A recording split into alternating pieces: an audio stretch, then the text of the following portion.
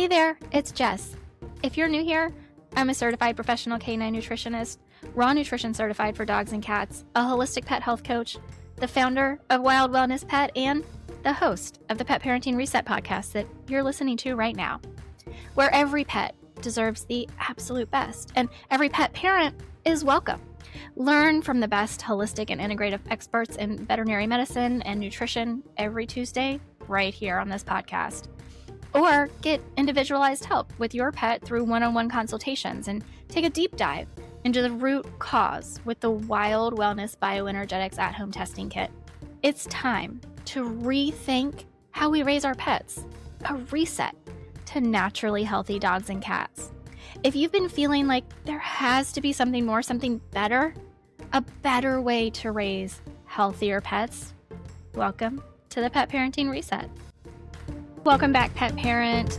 Supplements are such a hot topic, and they are with me. I mean, you guys have been here. You know my views on supplements. I have a food-first approach, which is why if I find supplements that are actually food-based, those kind of automatically hit the top of my hierarchy for supplements.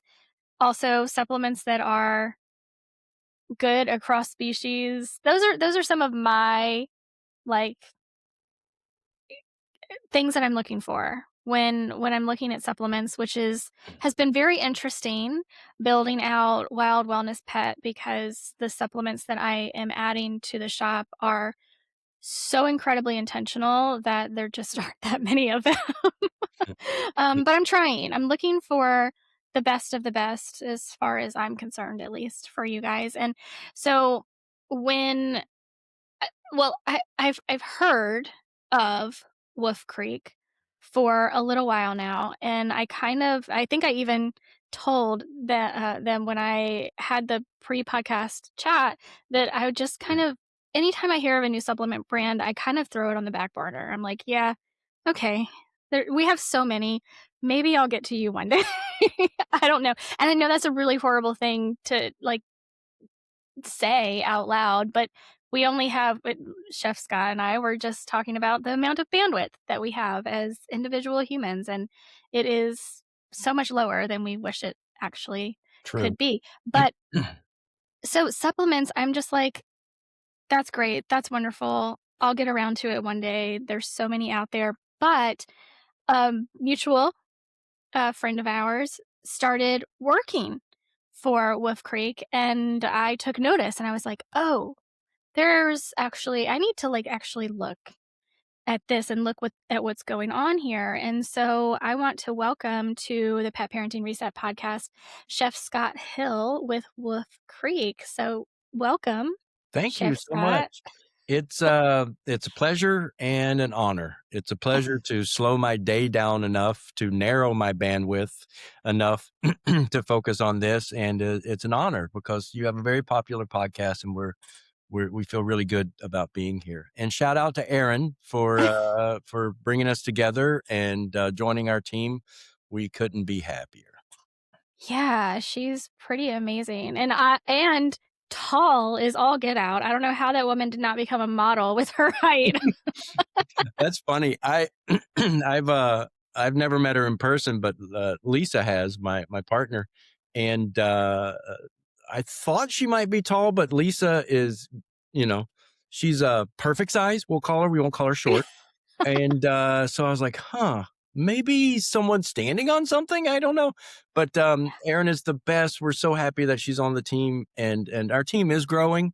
Our recognition is growing, and a lot of it has to do with our philosophies and our mission, if not our product. Well, yeah, the philosophies and the mission, that matters so much. I was actually just having a conversation with somebody last week. So the podcast probably already aired. Sometimes things get moved around, but the podcast probably already aired with Clayton. And one of the things we were talking about is how the market is shifting in the pet industry, and how these small companies that are building their reputation on transparency are really going to have to double down on that Yeah. in the future, because the big guys see that so much money is being diverted into the actual natural, not the word that they get to use that has no meaning, but the actual natural holistic space. And they want those dollars back, right? So they're actively entering Yeah. these spaces, and me being a consumer, just like you, like, even though you own a company, you're still a consumer. Um, Being consumers, we just have to be so much more diligent and, unfortunately, like, take on the burden, the responsibility of so much research into whatever we're buying, including for our pets. So that transparency is, like, w we're gonna have to double down on it, Yeah. basically, Well, and let's talk about transparency for a second. yeah. Um, uh, I mean, that's how we started, Wolf Creek in terms of, what direction we wanted to take.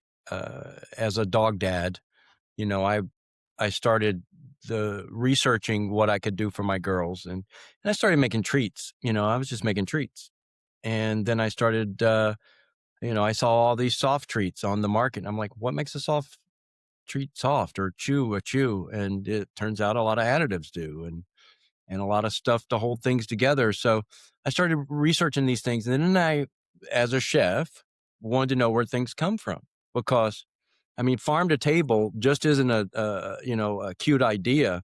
That's how I live my life for 30 some odd years being a chef. Was where did this come from? Can I trace it back to its source? It may not have come from across town. It might have come from across country, but I want to know where it came from and how it was grown. So that part was already in me, as this is just what I do. It became a big challenge and more difficult when I'm sourcing different types of ingredients to make supplements because I'm dealing with things I didn't understand. So I slowed the whole process down and learned as much as I could and still do. It never stops. I'm taking courses and classes all the time.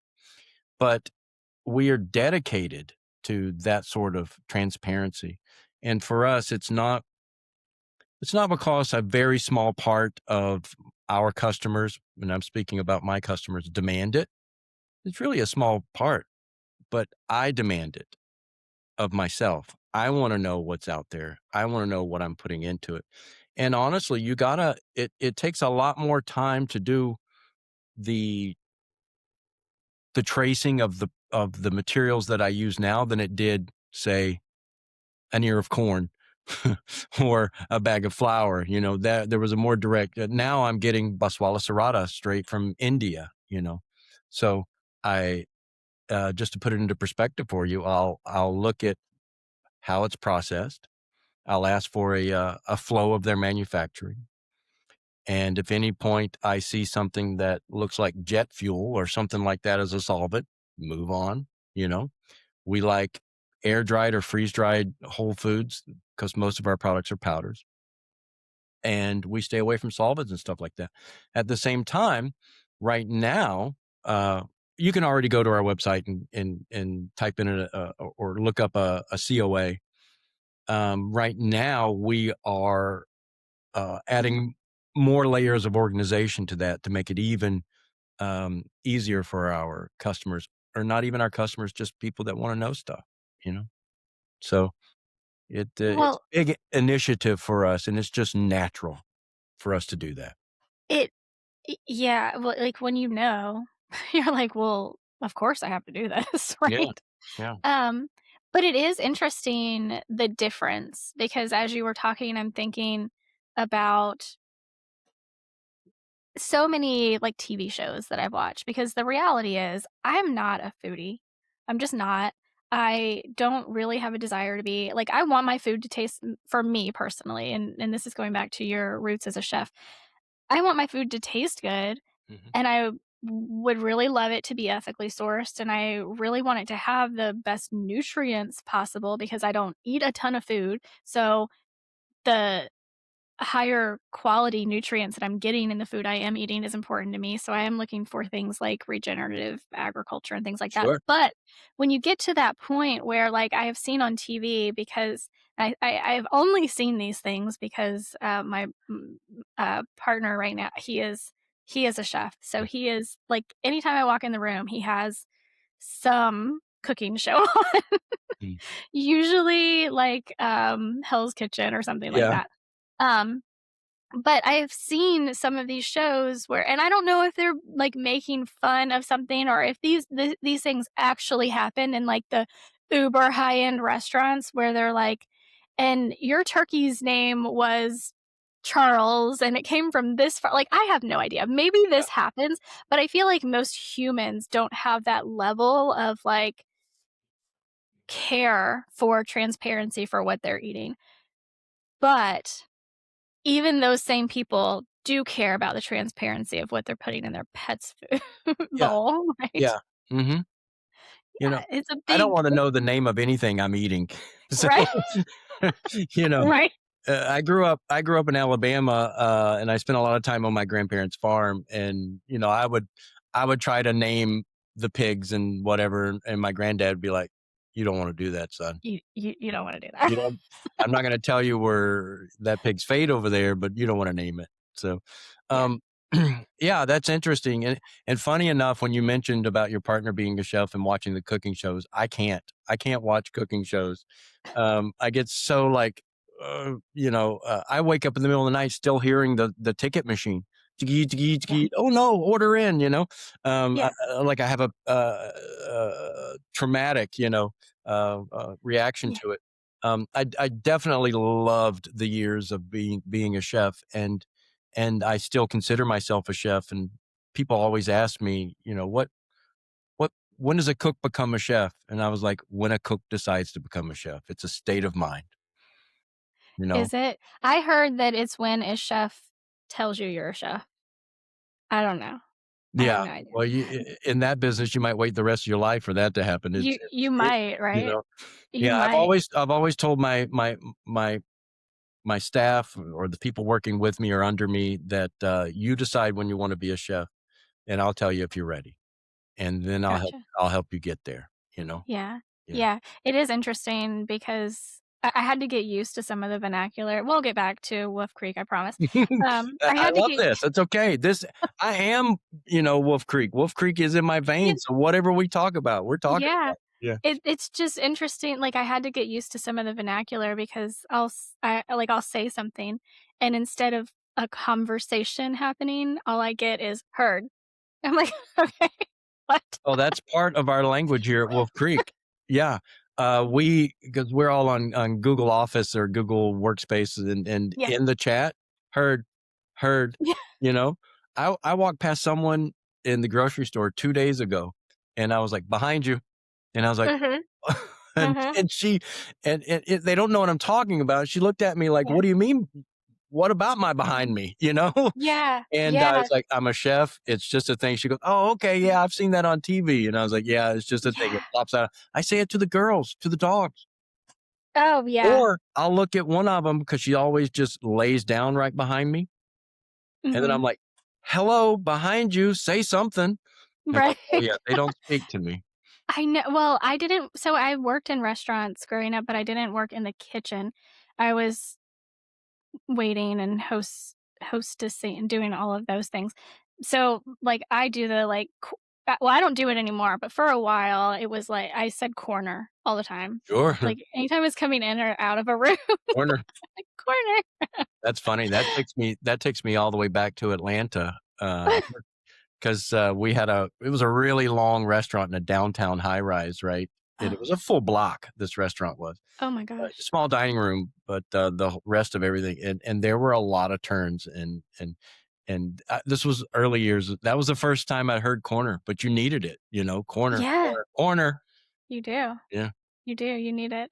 Um, so how I imagine just from my perspective, I just imagine, like, your love of not even necessarily food, though you may have a love of food, but your love of what that means to feed someone, yeah, for someone to eat something that you made and it and they're enjoying it, right? Like, that yeah, that has to be a feel like I imagine that's the feeling that you It brought is into the pet world. it's it's a visceral feeling that is hard to even explain, especially for me. It's just I've always naturally just, well, what can I get you? What can I make for you? Part of that's growing up in Alabama. Y'all come stay a while, and you don't have to go. Stay here and this and that. Let me get you something. Are you hungry? You need something to drink? And that could be anyone walking up to your door. Um, and then uh, part part of being a chef and part of why I'm so passionate about it is that feeling that was already in me to help other people and to want to nurture other people. So it was a no-brainer that when they're laying beside me, Lily and Layla came into our lives to want to do the same for them. And at that time, 20 early 2020, um, we were still, we Lisa and I hadn't had any pets together. I had pets a while ago. I was a kibble dad, you know, and then all of a sudden I got these girls and I started seeing a few issues here and there. So I'm like, well, let me dive into nutrition. It took a long time to figure out what nutrition was for them, Mhm. but it pulled on that drive that I have to want to nurture through food, and That's um, that's so interesting that it would take a long time to figure out what nutrition is for a dog. That's yeah. interesting to me. Exactly, and in retrospect, to me, very interesting is because I wasn't asking the right questions. Mm. I had never considered species appropriate feeding, species appropriate, but as soon as I started researching kibble, and then I end up on the history of kibble, and then I figure out how it's invented by a lightning rod salesman over 100 years ago, um, w when he got the idea from hardtack. Hardtack was how they dehydrated food to put on ships. And he's like, "Oh," he saw a dog. This is the story. He saw a dog mowing down on some ripped open hardtack on the docks, and he's like, "Okay, I'm going to start making dog food." And when it started, it was like for the elite. No one could afford to buy food specifically for their dogs, and why would they? Your dogs ate what you ate, pretty much back then. They ate table scraps, or they foraged for it or hunted for it. It was very rare to have a lap dog, 100 years ago. And then I started thinking, I was like, so just 100 years, dogs have been eating this kibble, and it's completely different than what they were eating when we first started hanging out with them 30 to 50,000 years ago. Is completely different. And then I was like, something's not adding up here. And I think part of that was because I used to work for a grocery store chain here in the South called Publix, and I was a recipe developer, and I got to work hand in hand with the dietitians and the nutritionists, and I started writing nutritionally focused recipes and understanding exactly what proteins are doing, carbohydrates are doing, and all this and that.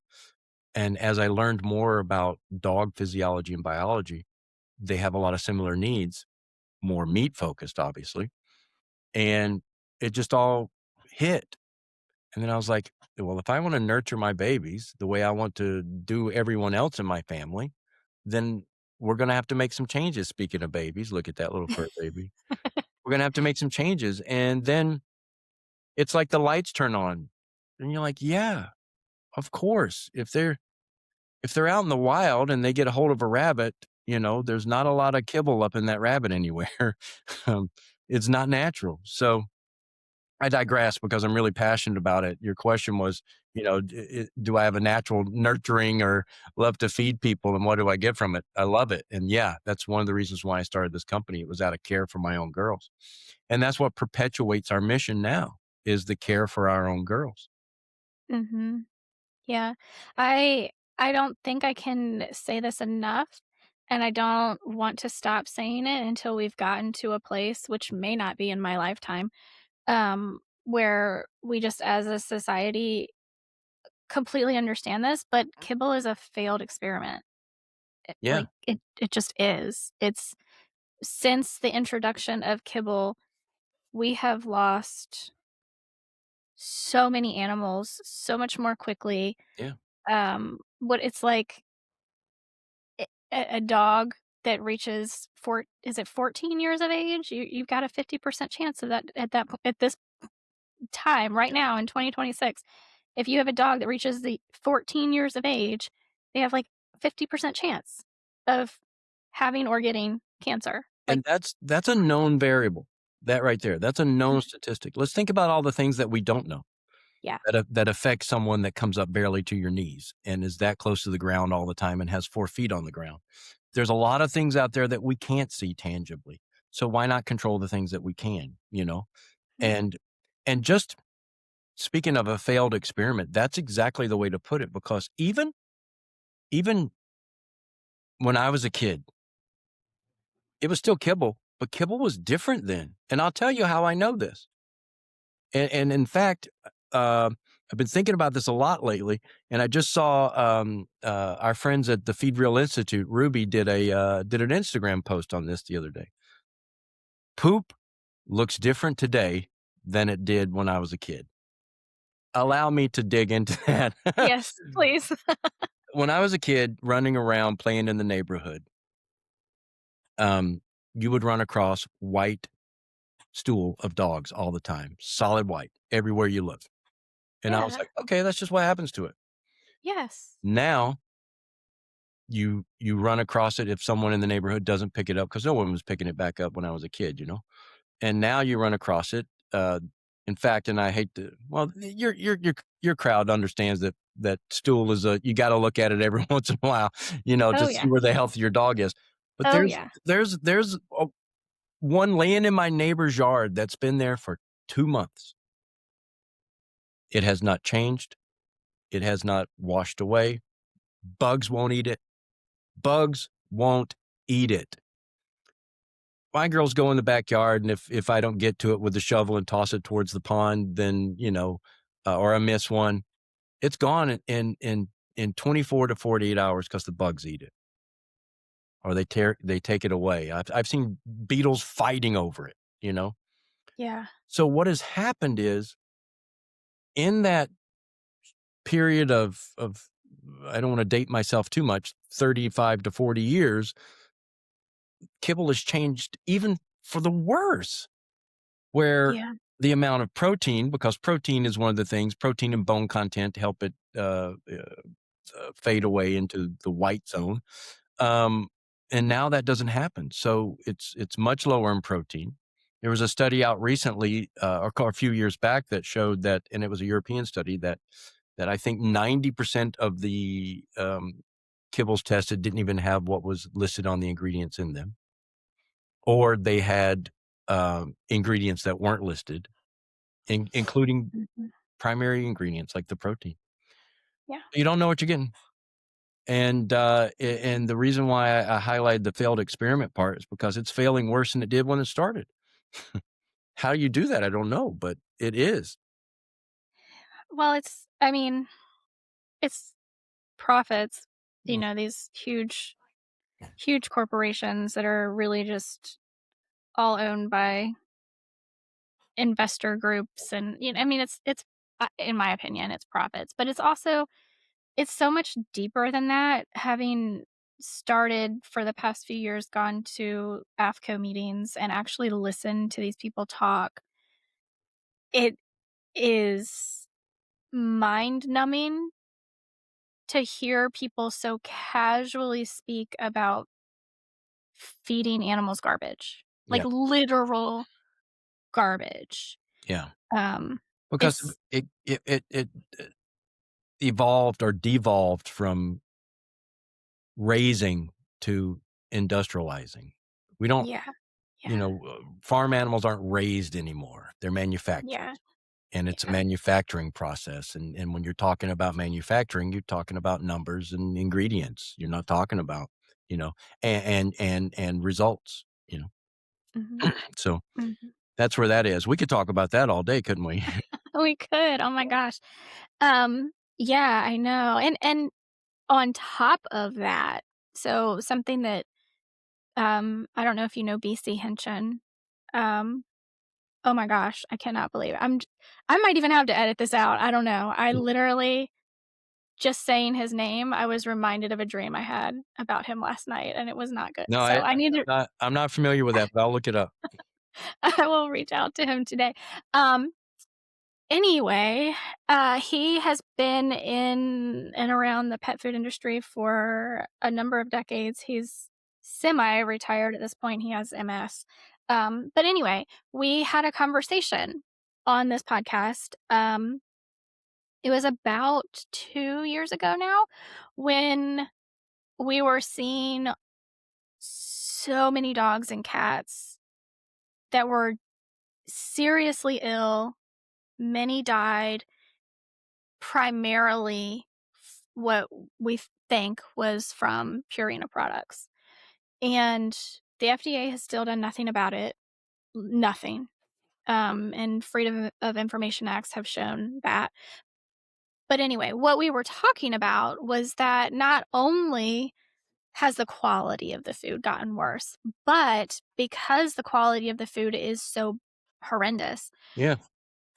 that the vitality, which in Chinese medicine, we think of as uh, um, Jing, or we call it Jing. We have prenatal Jing and postnatal Jing. So what we're born with, our life force energy that we're born with, and then postnatal Jing comes from the food we're eating. So if we're born with a low Jing, the only way to get more is through healthy, nutritious foods.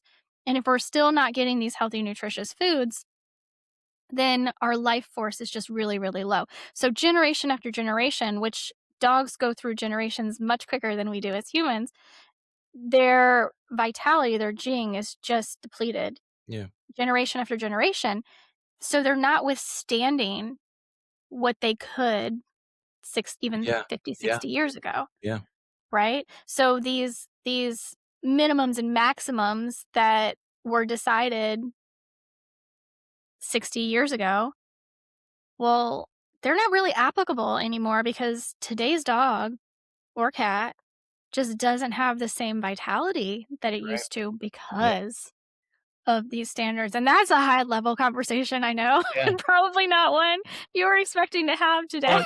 Well, you said life force, and one way to look at food is, are you getting the life force of the food that you're eating?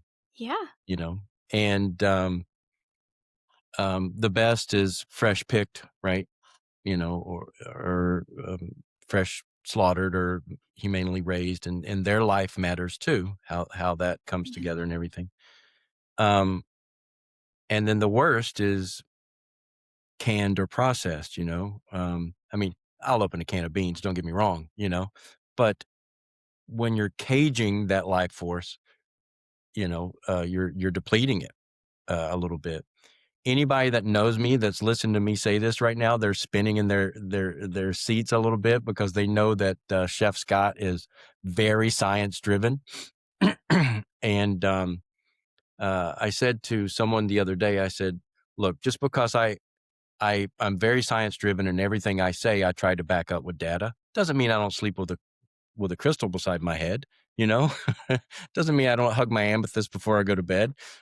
But for Wolf Creek, we understand the life force of things, but everything that we put out there, I try my best to make sure that I can back it up with some sort of science. And fortunately for me and my philosophies, there's a lot more science behind a lot of the ingredients that I want to use these days, like mushrooms alone. I built my first products around reishi and shiitake and turkey tail. That was where I started. I was like, I want to build products with these mushrooms because I knew what the traditional Chinese focus was on those. And then thankfully, China itself has some of um, the most data ever compiled on these mushrooms scientifically. They have full institutes on testing mushrooms. But anyway, very science driven. But I do love incorporating the ways of the ancient world that I think that we've lost. I also think too, if we're going to talk about my philosophies a little bit, I also think that there was a time when ancient philosophies worked better than they do now. And it's because of all the noise in our world today, especially if a lot of the things that we thought were hokey years ago are now falling into the realm of quantum physics, and it's about vibrations and things like that. Well, I can only imagine that some of our bodies and our pets' bodies are not vibrating at the frequency they should be because of all the noise in our world. And I mean noise from diets, noise from stress, noise from, electromagnetic, whatever. It's a much different landscape now than it was 1,000 years ago. Much different. It is, and I'd kind of like to expand on that a little bit and bring it back to the supplements that you're creating, which is the point of this podcast, is to talk about the supplements that you're creating. But to go back to kind of the beginning when I was talking about the fact that out of my colleagues, meaning holistic pet health coaches, I feel like I'm one of the very few who are just like so food driven. I sometimes it can pain me to say, okay, we need to supplement Yeah. outside of diet. And I don't mean like if we have food-based supplements, to me that's totally different. Sure. That's still food. Mhm. But to your point, and something that I know I have talked about a lot, I even had the privilege of getting to interview very briefly Ian Somerhalder, who is one of the creators of the documentary series Kiss the Ground and Common Ground, talking Mhm. about how regenerative agriculture will save our planet. We really need this is what we need to be focusing on for so many reasons, like literally It's a no-brainer. saving our planet because our when the soil is dead, the planet it's just a domino effect. Like we're dying, right? And as a planet, not just as a human species, but every species, we're dying if the soil is dead. So that brings me to my point of where, and I do, this is one of the reasons why I like your supplements is because they're food focused, they're food forward. We're talking about using food in ways that a traditional diet is not. Even some of our whole food diets, like they're not every Yeah. formulation is the same, right? Um, but also where we're getting the foods from that these diets are being created from matters so much because, a leaf of spinach today is not gonna have the same nutrient value that it did when it grew 100 years ago, Mm-mm. right?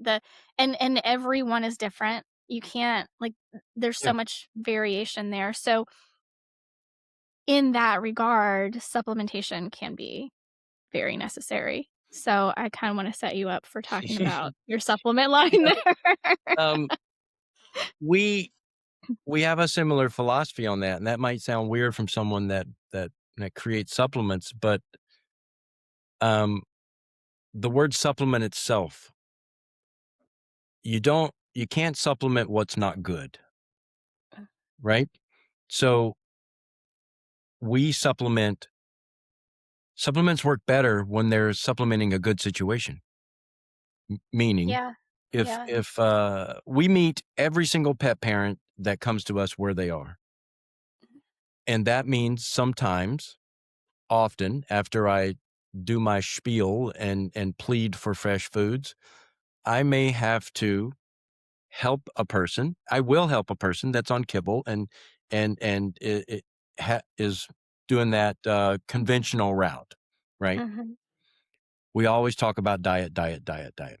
So to back up, when a customer comes to us and says, "Hey, man, my dog is really got some bowel issues. I can't keep anything from flying out the other end and blah, blah, blah.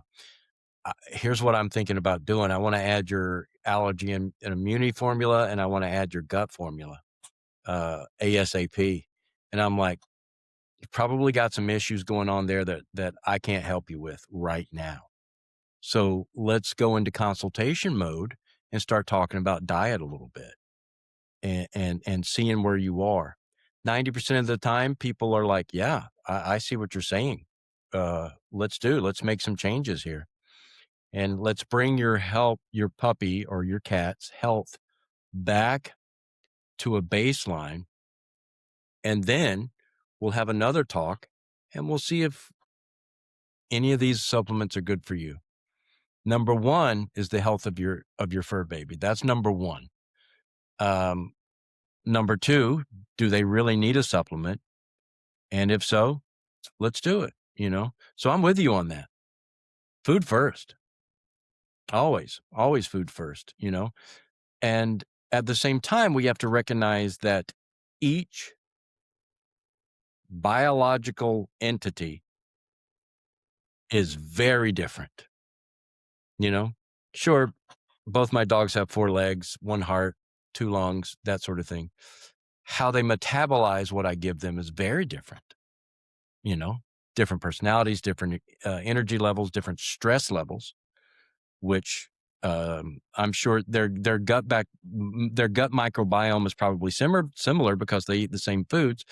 But Layla's stress is usually more than Lily's stress, so she probably she definitely has a different metabolism, and she may have a different gut biome. Are they absorbing the same nutrients all the time the same way? Not necessarily, you know? So I keep an eye on them. I look at all the indicators. Layla gets brittle nails every once in a while. So I'll adjust her diet or I'll add one of my supplements to her diet when Lily starts getting a little nervous because somehow I think she knows when New Year's Eve is coming around and when 4th of July is coming around and all that. Then she'll start getting some of our calming formula several days early, because even though I'm feeding them the best I possibly can, there's environmental things that are working against that, emotional things that are working against that I might want to come in and supplement, to make Mhm. sure that they're still absorbing the nutrients that they need. All of our primary products and their our powder-based formulas, um, they have a function. Hip is for hip and joint and connective tissues, allergies for allergies and immune building, that sort of thing. But they all contain components and materials that help the full system.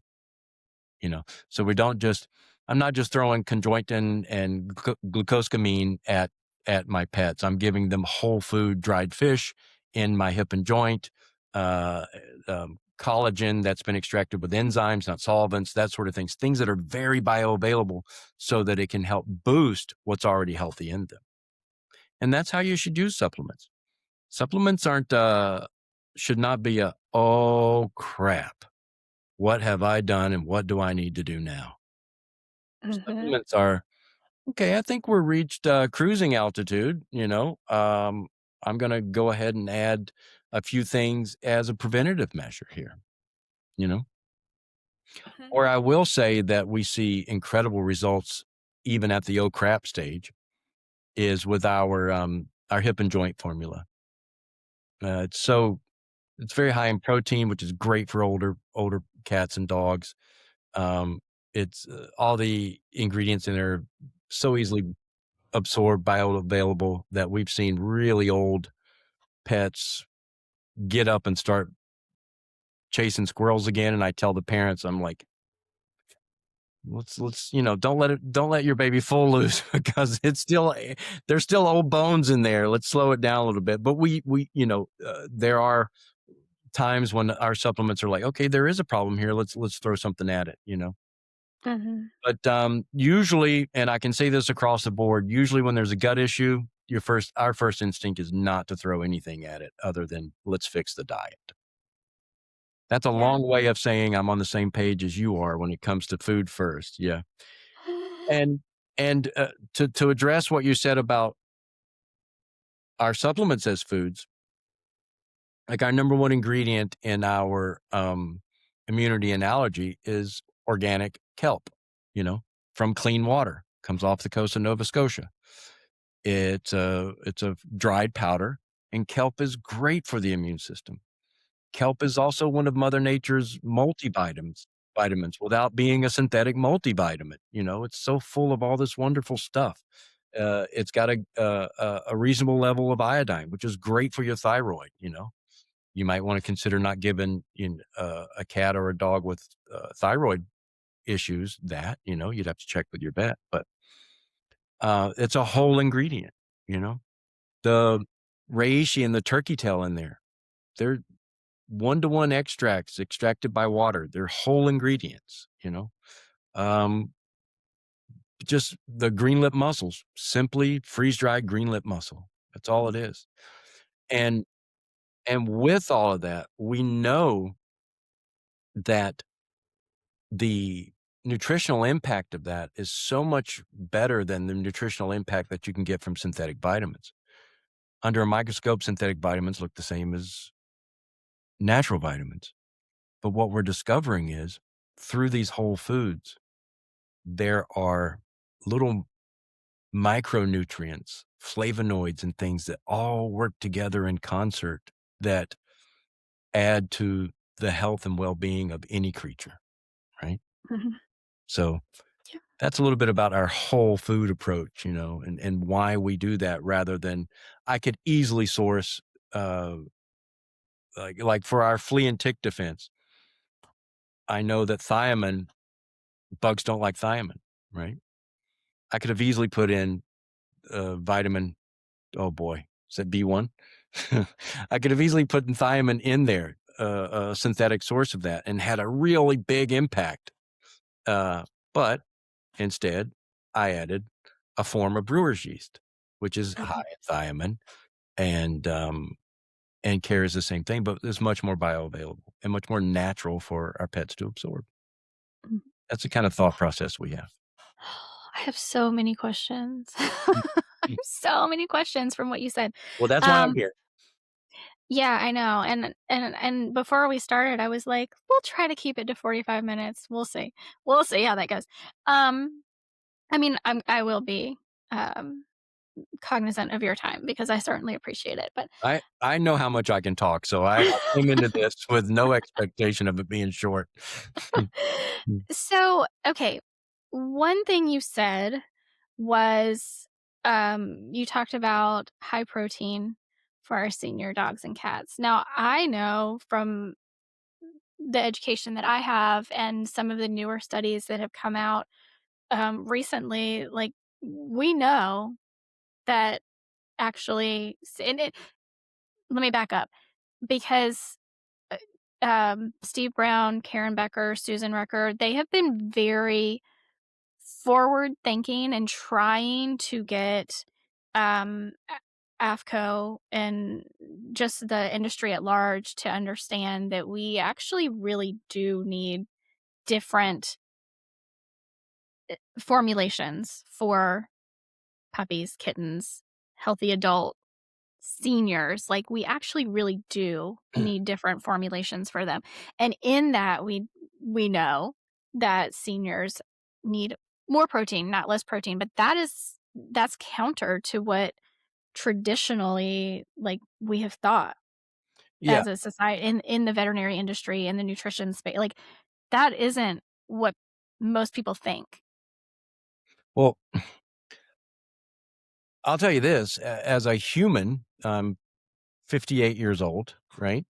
And, even as near as 10 years ago, I remember my doc saying, "Okay, we're getting older, you know, let's start thinking about higher protein." So it's always as far as I remember, it's been there for us, you know, high protein, keep those muscles working, right? As you get older, it's good to go to the gym. It's good to do.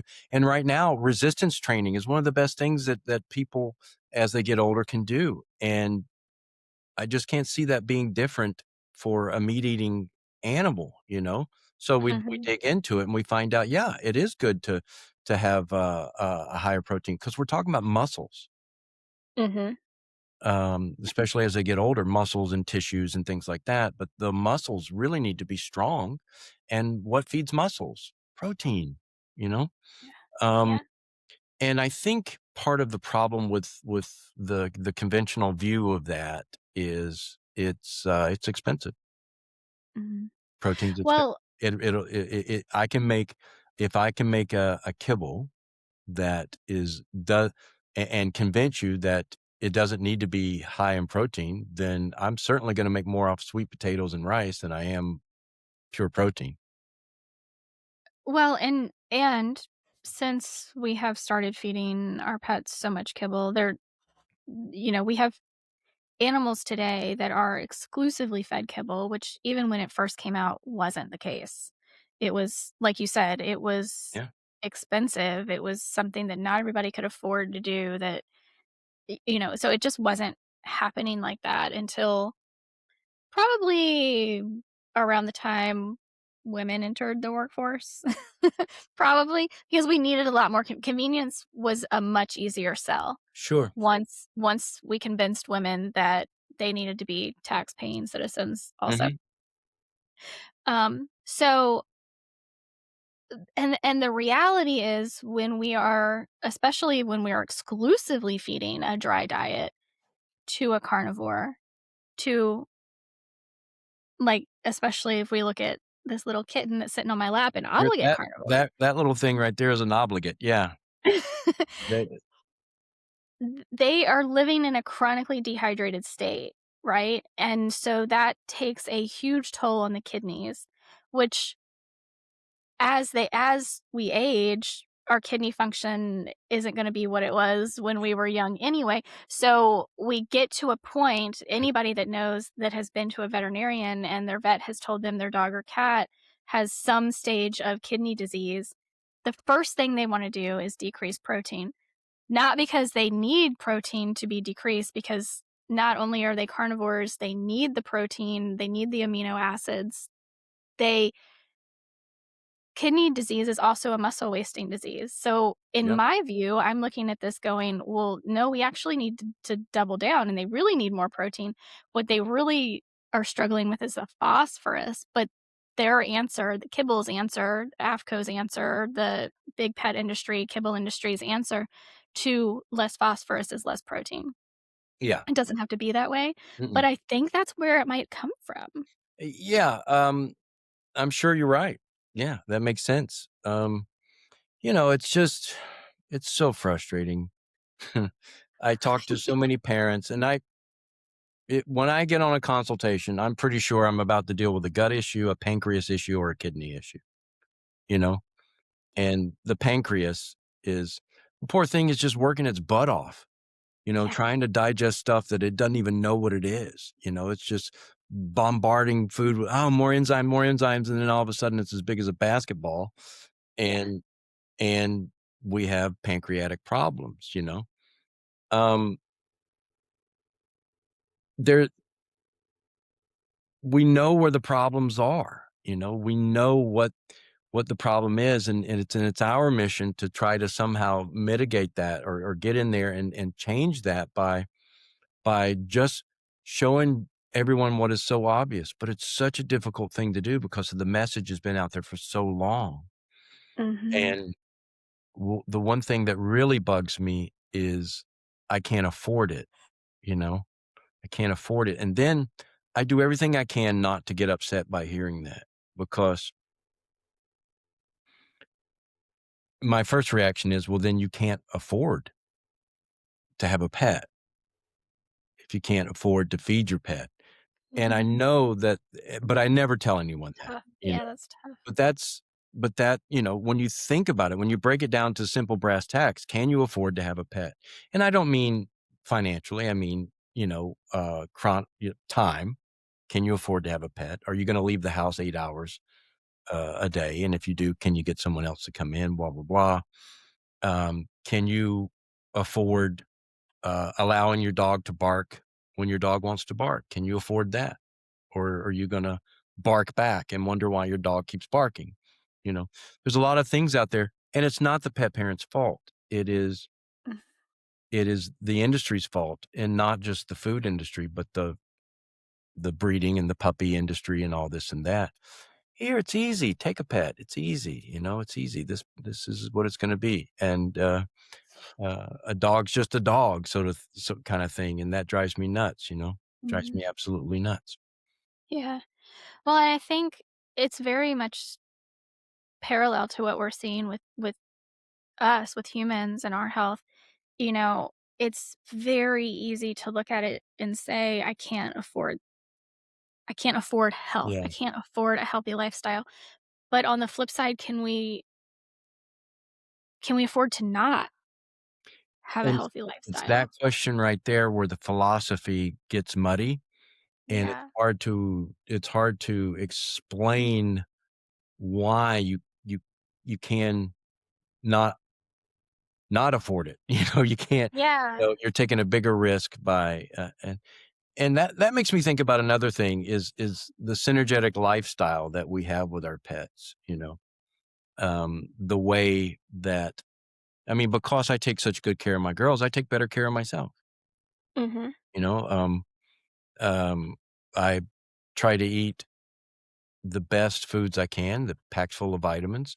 Do I love ice cream? Hell yes. Do I eat ice cream every day? I'm not going to tell you the answer to that question. Okay, but wait, because if you make ice cream from raw milk with just honey or whatever, like, it actually is healthy. It's what um, you're buying at the grocery store that is not healthy. I I think ice cream is healthy because it makes me happy. There you No, I do buy ice cream at the grocery store, but I usually get, like, the premium brand or something, and Yeah. I stay away from whatever's in there that's holding it together. Xanthan gum, I don't have Mm, anything wrong. I don't have anything against xanthan gum, it just doesn't agree with my belly. I have a certain ingredients profile that I know I can enjoy, usually cream, some eggs, yeah, you know, yeah, sugar, yeah. real sugar. Um, but, um, y it's that when we start talking about where was I? What was I talking about? I Um, the like, Oh, synergy. how The synergy. yeah, yeah. Yeah, That was the word. and I think the more we pay attention to that, the better off we will be in caring for our pets. Um, I remember we go to the farmers markets and we work the local farmers markets just to we love seeing our people. We Yeah. love seeing our people, and we love seeing their pets. And one lady came to me one day, and she was one of the bless her heart. That's what we say in Alabama.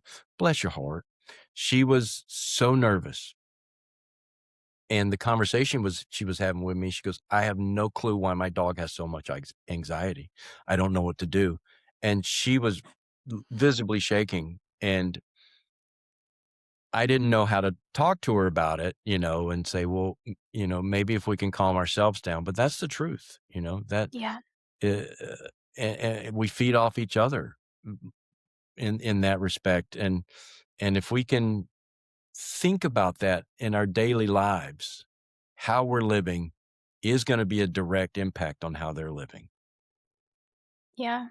It really is. I was Um, watching a panel of vets, and it was Dr. Lily Chen mhm. said, "What is the one piece of advice you can give to pet parents?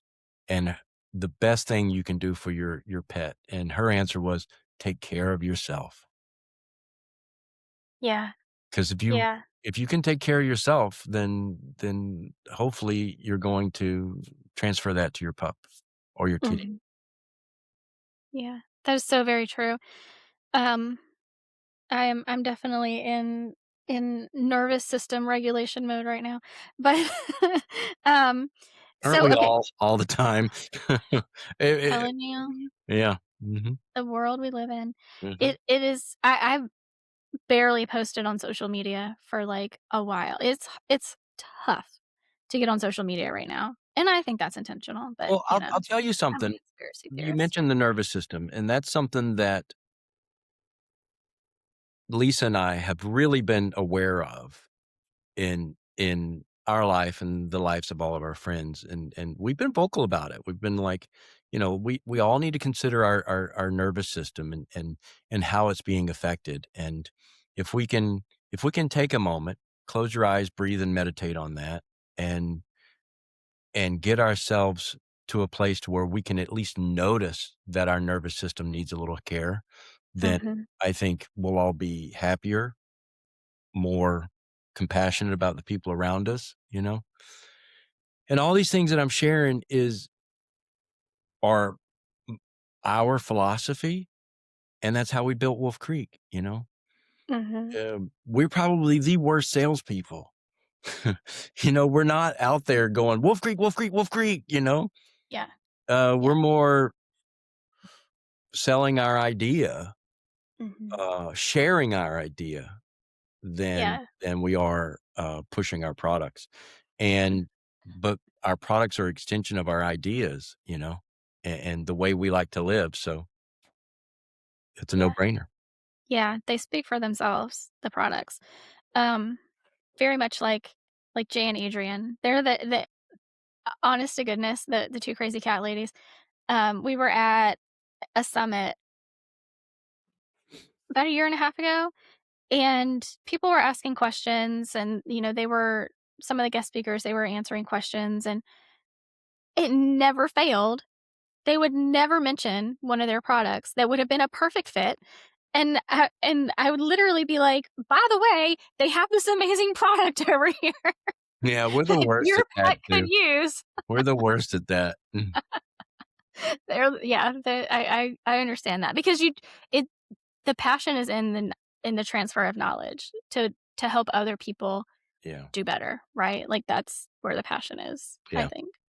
Yeah, Well, definitely. Yeah, yeah. definitely. Probably a good place to end, even though I definitely had some more things in my brain that I wanted Well, to we ask can and do talk it about, but again sometime. I like yeah, chatting with you. yeah, yeah, and maybe not for nothing, Lisa is, um, recovering from laryngitis, which is Yeah. the only reason she didn't join us today, so maybe we can get you and, next time with Lisa to come back on. She Lisa's an incredible person, and she is, the co-founder along with, Lily and Layla of this company, and just to shamelessly plug it, wolfcreek.com. Um, Yes. we have great products from omega oils. We've added algal oil.